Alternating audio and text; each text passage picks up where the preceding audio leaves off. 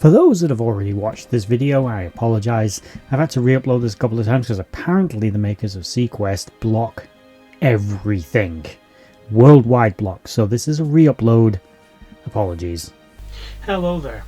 Protecting the Earth's oceans is a very important and ethical debate that the human race has struggled with for a long time.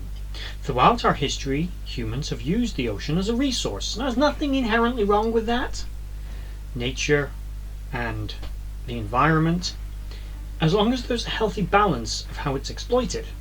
But sometimes we as humans have gone a little excessive, dumping toxic waste, plastics, other elements and materials into the oceans, just thinking it'll float away, sink and dissolve, some fish will eat it, whatever. It's fine, we don't have to worry about it anymore, at least not within my lifetime. And every now and again that literally floats up to bite you, probably with a mutated set of teeth, right in your posterior. So protecting the oceans from those in our societies that may choose to mistreat that extensive resource that's right on our coastlines is important, and that brings us to the UEO. The UEO is a multinational organization similar to the United Nations, as it actually spun off from the United Nations after its dissolution, but is a very different beast. It's less a loose league with people sort of contributing to it, and more an actual governing body with some real authority. It's basically the next evolution of what the United Nations could potentially be, and in this particular universe it is. In the year 2018, the UEO was founded out of the ashes of what was formerly known as the United Nations, as well as a formation of an alliance between various different nations around the world, such as the United States, Great Britain, France, Canada, as well as a few other nations that had risen up in the years since the greater exploitation of the oceans had taken place, such as the Montagnard Confederation. Out of this blossomed the UEO. Now the UEO, despite what you think, is not, even though it is primarily focused on exploiting Earth's oceans resources, is not a purely oceanographic organization. It actually has assets that have interest in space, in the air, and on land as well as being an alliance between several major military powers. It has strong military overtures. It's overall controlled by a Secretary General and has both naval, army, and air and space military assets that go far beyond the standard. However, its primary focus is in the oceans and in the exploitation or preventing the over-exploitation of said resource. If we're going to mine for oil, say at the bottom of the ocean, let's make sure we don't contaminate the ocean while we're doing it, is basically what they're after. The UEO, by no means though, is the only multinational alliance to have formed. In the years following its creation, others would form, such as the Micronesian Alliance, originating in the nation of Australia. This group were much more exploitative, more vicious, and much more militaristic, but they were the foil in many ways to the UEO. They represented a lot of things the UEO was trying to prevent. As I said, the UEO basically were a bunch of military hippies, for lack of a better term, wanting to protect the oceans. Noble cause. But in doing so, they would discover many wonderful and terrible things buried at the bottom of the Earth's ocean, such as the lost city of Atlantis, various sea monsters, and time paradoxes. The ocean is a vastly untapped resource, but also massively unexplored and unknown region. We know more about outer space than we do about the bottom of the ocean, after all. And even in 2018, at the formation of the UEO, we still knew very, very little. The UEO, of course, will begin to expand over the years, creating one of its monoliths to its own greatness, the Seaquest, a extremely advanced, at the time, one-of-a-kind submarine that was built to be a military asset to the UEO. Originally, the UEO's naval assets were known as NORPAC. NORPAC actually precedes the UEO and was eventually folded into it, which Seaquest was sort of part of. Its original designer, Nathan Bridger, was very against the Seaquest being used purely as a military asset and would leave the organization when they basically built Seaquest to be nothing but a warship. But after a very near miss that almost led to World War III, in the years preceding the formation of the UEO and later instances aboard the Seaquest, the UEO decided to change its perspective a little bit. The Seaquest was brought back for a major refit and restored many of the original features that Bridger originally designed the ship to carry, which included scientific elements, bigger spaces, and a less of a focus on purely military goals and more of a humanitarian and exploratory mission. This would actually prove to be vital to the survival of the UEO, as the Seaquest having such resources and this versatility of design gave it options that other submarines in the world didn't have.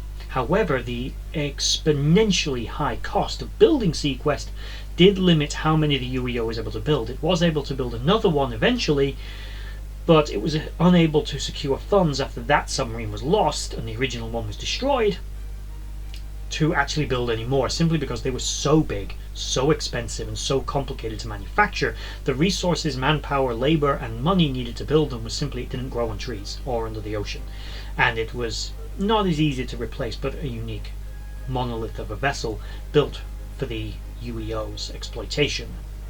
Overall, as a structure, as I said, the UEO had spun off from the United Nations. It was a result of the world trying to not devolve into World War III in the 21st century, just like it had done 100 years earlier to create the First World War and have a century of blood and pain, with the 20th century being one of the most violent centuries in human history. Far more so than you would recognize, as a lot of us living today think of the 20th century as relatively peaceful, and we do actually in the 21st century now live in one of the most peaceful times in the world. And I know the planet has its problems with concentration camps in nations that will remain unnamed.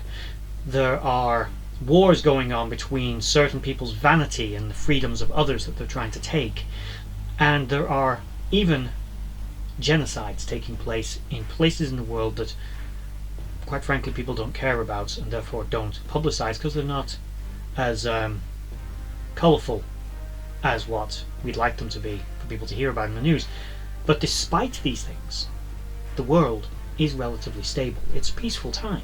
The 20th century was not, and no one wanted a repeat of that, and the UEO, despite all these peripheral problems, would prevent such instances from happening. It worked as a peacekeeping force, but in order to keep the peace, you've sometimes got to have a barrel of the gun behind it. As a result, as I said, they do have elements of strong military purpose behind the organization. They're based at Pearl Harbor, for example, in Hawaii, known to be a major naval military base. The UEO's main focus being oceans, it makes sense for them to be based in such a way, as well as the main political theater of the planet Earth at the time, in 2018, was how the massive undersea colonies and ocean colonies and new nations forming under the oceans and the expansion of colonialization across the ocean seabeds by the various nations of the world was affecting it. It had become the hotbed political topic, and it makes sense that the UEO, not only United Earth's Oceans being it literally in its name, but also a thing they needed to protect. Also, the United Earth's Oceans is also symbolically how these nations are connected, because the world is connected together by the oceans. It's how we really get around. Not much is moved by air, really. It's still mostly moved by ship. And America, Britain, France, all these places, they're mainly connected by the sea. So it makes sense. It's symbolic. Other organizations of note within the UEO would be Section 7. Section 7 is exactly what it sounds like. It's their secret intelligence agency. Similar to and very likely derived from other similar agencies such as the CIA, MI6 and others, Section 7 served a similar function. It was in charge of security and intelligence gathering for the UEO. They were also in charge of things like the internment camps where the Gelf population were kept, the Gelf being a genetically engineered species of human originally designed to be combat soldiers, and they didn't really work out, so they were all kind of locked up in a camp. Sounds very humane, doesn't it? This is one of the more questionable activities that the UEO were known to undertake. As much as they were, I would say, for the most part, benevolent and on the side of good, sometimes you've got to do bad things. Sometimes good organizations have bad people in them that make questionable decisions that reflect badly on everybody else. Now, the UEO was eventually able to recognize that its imprisonment of these citizens was wrong, and they were released. But it did take a bit of a push, and Section 7 was more about keeping order and stability than it was about doing the right thing necessarily. But that's kind of what organizations like that are infamous for doing. Overall, the UEO was generally a positive force in the world. It worked as a bulwark against those that would try to exploit, damage, and destroy Earth's oceans. and in that regard they did very well. Other organizations may have been better in other areas, but broadly speaking, the UEO was a contender in the world, and having assets such as Seaquest and other similar capabilities at its disposal widely across its militaries and political and civilian infrastructures, the UEO was a force to be reckoned with, making it realistically Earth's only major superpower at the time, not challenged until the rise of the Macronesian Alliance, and even then they were still bigger and stronger and more technically sophisticated for the most part. So that is, as I said, the UEO. What do you think of this organization? Were they really on the side of, well, mermaids? I'm going to say angels, but oceans. What do you think? Let me know in the comments below where you think they fall on the sort of political spectrum. Being a multinational alliance of very different political factions, but bear in mind, many of the different nations who allied together were, shall we say, Western powers. So the viewpoint maybe of the UEO could be through Western eyes. They could be the right, but someone from a different cultural background might see them differently. Let me know in the comments below what you think about them. And like, share, and subscribe, and we're at the end of this video.